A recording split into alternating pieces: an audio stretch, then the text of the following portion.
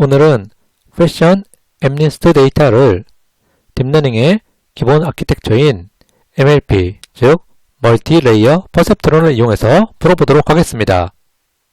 먼저 학습 데이터인 패션 엠리스트를 보면 다음과 같이 엠리스트에 영향을 받아서 만들어진 데이터라는 걸 알 수 있고, 손글씨가 아니라 이렇게 옷과 바지, 신발 등의 이러한 패션으로 이루어져 있는 흑백 이미지로서 엠리스트보다는 좀 어려운 문제로 평가되고 있습니다.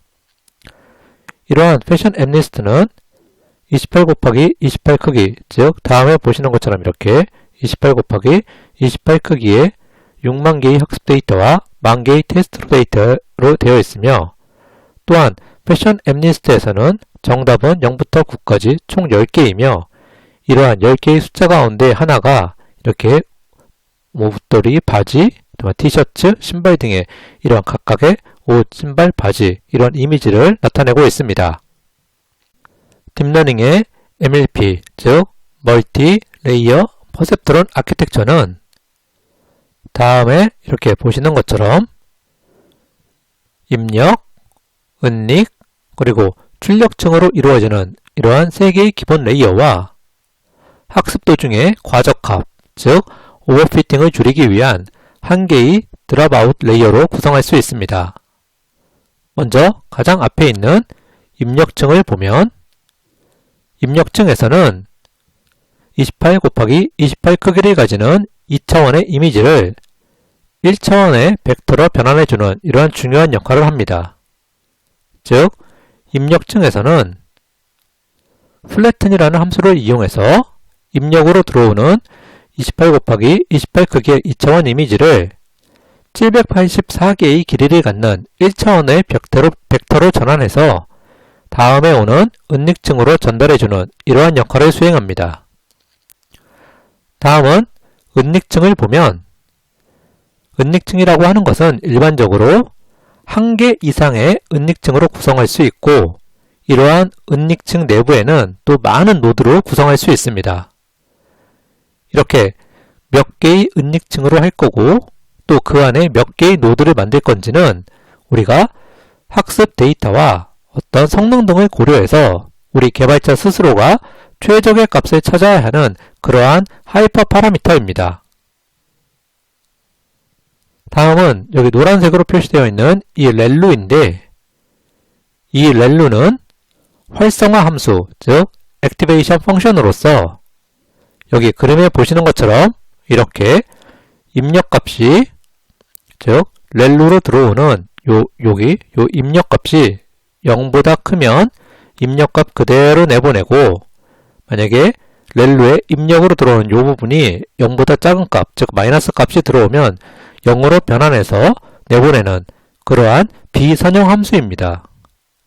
다시 말해 이 렐루 함수의 역할은 이 전체 딥러닝 시스템에 비선형성을 추가해주는 그러한 아주 중요한 함수입니다.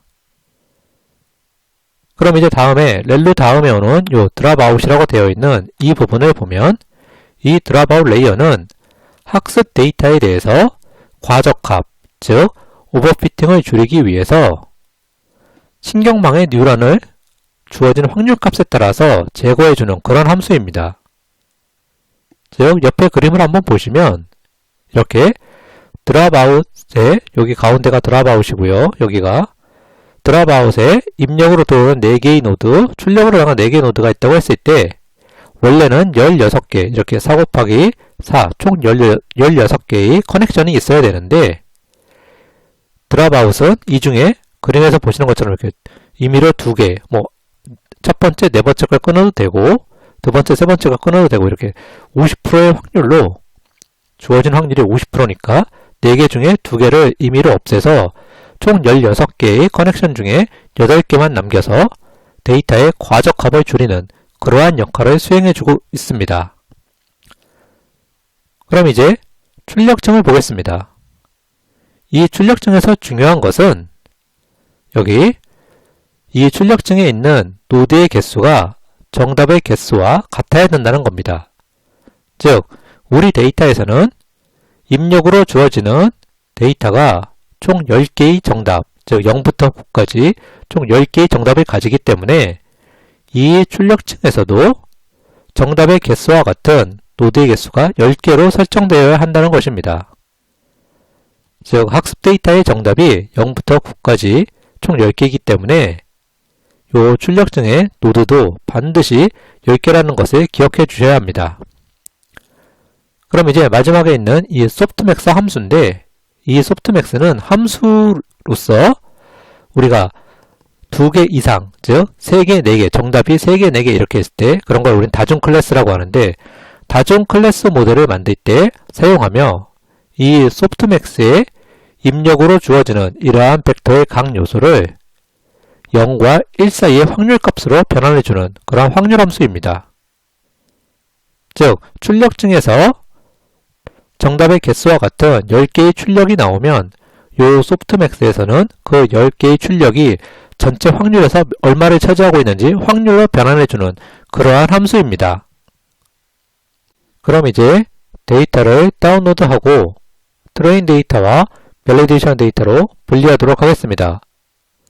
먼저 패션 엠리스트 데이터는 여기 아래 코드에 보시는 것처럼 이렇게 dataset.패션 엠리스트를 이용해서 다운할 수 있는데, 여기서 트레인이 true면 학습 데이터 6만 개를, 또 트레인이 false면 테스트 데이터 1만 개를 우리가 루트로 지정한 이러한 패션 엠리스트 언더바 데이터라는 이러한 디렉토리에 자동으로 다운로드하게 됩니다. 이렇게 트레인 데이터와 테스트 데이터를 이제 다 다운받은 후에 우리가 학습 도중에 오버피팅을 확인하기 위해 밸리데이션 데이터를 만들 건데, 여기 이렇게 그림에서 보시는 것처럼 트레인 데이터에서 약 15%의 비율만큼 우리가 밸리데이션 데이터를 만드는 걸 다음에 코드에서 확인할 수 있습니다. 즉 밸리데이션 데이터셋 사이즈를 15%만큼 비율로 정하고 랜덤 스플릿을 이용해서 트레인 데이터에서부터 약 15%만큼의 비율로 밸리데이션 데이터를 만드는 걸 확인할 수 있습니다. 그래서 이렇게 만든 후에 총 데이터의 길이를 프린트문을 통해서 확인해 보면 원래 트레인 데이터는 6만 개였었는데 우리가 분리한 다음에는 이제 트레인 데이터가 5만 1000개, 밸리데이션이 9000개, 테스트 데이터가 10,000개라는 걸 알 수 있습니다.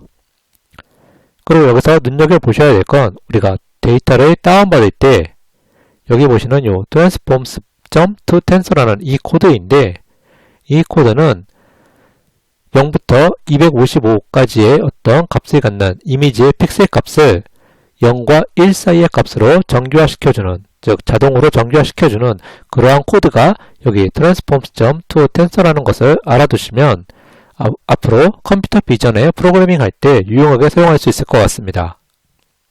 그럼 이제 이러한 아키텍처를 파이토치의 코드로 구현해 보도록 하겠습니다. 먼저 클래스 이름을 myDeepLearning 모델이라고 정의했고, init 함수를 보시면 이 init 함수에는 아키텍처에 구성되는 이러한 다양한 계층이 플래튼이라든지 리니어, 렐루, 드랍아웃, 리니어 이렇게 파이토치의 기본 레이어 함수로 정의되어 있는 것을 알 수 있습니다. 이렇게 init에서 다양한 계층을 이루는 함수를 정의했다면 이제 forward 함수, 즉 입력으로 주어진 이렇게 입력으로 주어진 데이터가 각각의 레이어를 거치면서 최종 출력까지 나가는 이러한 feed forward를 수행하는 그러한 forward 함수에서 여기 보시는 것처럼 각각의 레이어에 해당하는 이러한 함수가 직접 구현되어 있는 걸 볼 수 있습니다. 즉 여기 데이터가 여기 학습 데이터 부분이고, 이 데이터가 처음에 입력층에 플래튼으로 들어가면 입력층에서는 이거를 2차원 이미지를 1차원 벡터로 바꿔주고, 여기서 나온 데이터가 다시 은닉층으로 들어가고, 은닉층의 데이터가 렐루로 들어가서 비선형성이 추가된 다음에 과적값을 줄이기 위해서 이렇게 드랍아웃을 거치고, 마지막으로 드랍아웃을 거친 데이터가 마지막 출력층까지 전달돼서 리턴되는 이러한 구조로 되어 있습니다. 그럼 이제 이렇게 모델의 클래스를 정의한 후에 배치 데이터를 만들어야 하는데, 배치 데이터는 다음에 보시는 것처럼 이렇게 박스로 표시되어 있는 이 부분인데, 이 부분을 보시는 것처럼 데이터 로더를 이용해서 한 번에, 즉 데이터가 한 번에 입력정으로 들어가는 배치 개수를 우리가 32로 지정했다는 것을 알 수 있고, 그 다음에 이제 모델 인스턴스를 이렇게 모델이라는 이름으로 만들고 손실함수와 옵티마이저를 정의하면 이제 바로 학습을 진행할 수 있습니다. 여기서 좀 기억해 주셔야 되는 게, 여기 손실함수, 즉 로스 펑션이 크로스 엔트로피 로스로 되어 있는데, 이 크로스 엔트로피 로스가 사용된 이유는 우리가 정답이 총 0서부터 9까지 10개이기 때문에 그러한 총 10개, 즉 다중 클래스를 분류하기 위해서는 일반적으로 이렇게 크로스 엔트로피 로스라는 이러한 손실함수를 사용하고, 그 다음에 이 크로스 엔트로피 로스 함수에는 여기 요 아키텍처의 마지막에 있는 요 소프트맥스가 이 손실함수 내부에 자동으로 포함되어 있다는 것을 기억해 주시기 바랍니다. 그럼 이제 모델의 학습과 모델 검증을 하기 위한 이러한 트레인 함수와 이벨리에이션 함수를 정의해 보도록 하겠습니다. 먼저 모델을 학습시키는 트레인 함수에서는 가장 먼저 해야 되는 게 신경망을 학습 모드, 즉 모델.train이라는 함수를 이용해서 학습 모드로 바꿔줘야 한다는 것입니다. 신경망을 학습 모드로 바꾼다는 것은 우리가 반복을 통해서 모델의 파라미터, 즉 가중치와 바이어스를 업데이트 시키겠다는 그러한 모드를 우리가 신경망의 학습 모드라고 합니다.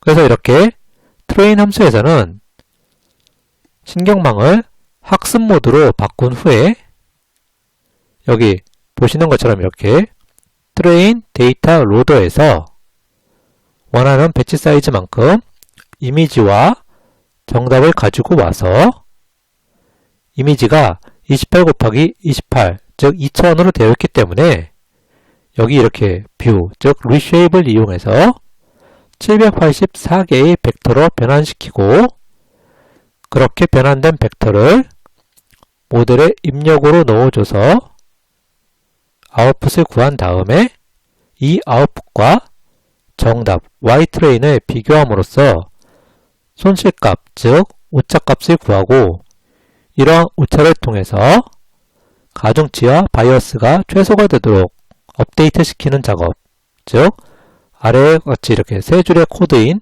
오차를 역전파 시킴으로써 모델의 파라미터가 업데이트하면서 최적화되는 이러한 일반적인 트레인 함수로 구성된다는 것을 알 수 있습니다. 그래서 트레인 함수에서 중요한 것은 먼저 신경망을 학습 모드로 바꾸고, 그 다음에 데이터 로더에서 이미지와 정답을 갖고 온 후에 이러한 이미지를 벡터로 바꿔준 후에 오차를 구하고, 그러한 오차를 역전파 시킴으로써 가중치와 바이어스, 즉 모델 파라미터를 최적화시킨다는 것을 알 수 있습니다. 반면에 신경망을 검증해주는 이러한 evaluate 함수를 보면 가장 먼저 하는 게 먼저 모델.eval, 즉 아까는 모델.train이었었는데 이제는 eval로 바뀌었죠. 이 eval은 신경망을 추론, 즉 검증하는 모드로만 쓰겠다고 먼저 선언하는 겁니다. 이렇게 검증한다는 것은 모델 파라미터를 업데이트 시키지 않고 현재 값을 확인하는 용도로 그렇게 쓰겠다는 겁니다.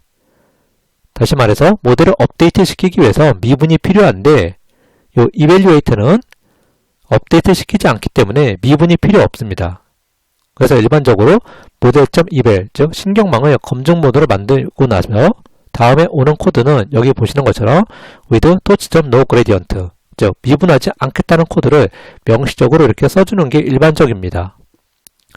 즉 미분을 하지 않는다는 것은 아까도 말씀드렸지만 모델 파라미터, 즉 가중치와 바이어스를 업데이트 시키지 않겠다는 그러한 의미이기 때문에 아래의 코드를 보시면 데이터 로더, 여기서는 이제 밸리데이션 데이터 로더겠죠. 이 밸리데이션 데이터 로더에서 이미지와 정답을 가지고 와서 784개의 벡터로 리쉐입 시켜주고 모델의 입력으로 넣고 손실값을 구하는 것까지는 여기 트레인 함수와 동일하다는 것을 알 수 있습니다. 그런데 이 트레인 함수에 있는 여기 요 세 줄의 코드, 오차 역전파 코드가 여기 모델 이벨루에이터에는 없는 것을 알 수 있습니다. 즉, 이벨루에이터 함수에서는 파라미터 업데이트 시키지 않고 현재 신경망의 오차와 정확도만을 알려주는 그러한 함수라는 걸 알 수 있습니다. 그럼 이제 트레인 함수와 이벨류 함수까지 다 만들어졌기 때문에 다음과 같이 f폭을 20으로 설정해서 총 20번 학습과 검증을 진행해 보면 다음에 보시는 것처럼 이렇게 학습을 진행함에 따라 손실값은 점점 감소하고 정확도는 점차적으로 증가한다는 것을 알 수 있습니다. 그래서 최종적으로 총 20번에서는 트레인 데이터와 밸리데이션 데이터 모두 약 87% 정도의 정확도를 갖는다는 걸 알 수 있고, 손실함수와 정확도의 추세를 알아보면 보시는 것처럼 이렇게 과적합, 즉 오버피팅 없이 학습 데이터와 검증 데이터 모두 손실값은 점차적으로 감소하고 정확도는 이렇게 증가한다는 것을 알 수 있습니다. 그리고 우리가 가지고 있는 1만 개의 테스트 데이터에 대해서 여기 보시는 이러한 모델 테스트 함수를 이용해서 평가해 보면 우리가 학습에서 알아봤던 것처럼 약 86%, 86에서 87% 정도의 정확도를 갖는다는 것을 알 수 있습니다. 네, 그럼 딥러닝 기본 아키텍처인 멀티 퍼셉트론을 이용한 패션 앰니스트 데이터는 이제 여기서 마치고, 다음 시간에는 컴퓨터 비전의 핵심이라고 할 수 있는 CNN, 즉 컨볼루셔널 뉴럴 네트워크의 개념과 동작 원리, 그리고 아키텍처와 함께 오늘 우리가 풀어본 패션 앰니스트, 그다음에 앰니스트, 그다음에 칼라 이미지인 C410 등의 이러한 데이터를 이용해서 한번 CNN 예제를 풀어보도록 하겠습니다. 네, 그럼 모두 수고하셨습니다.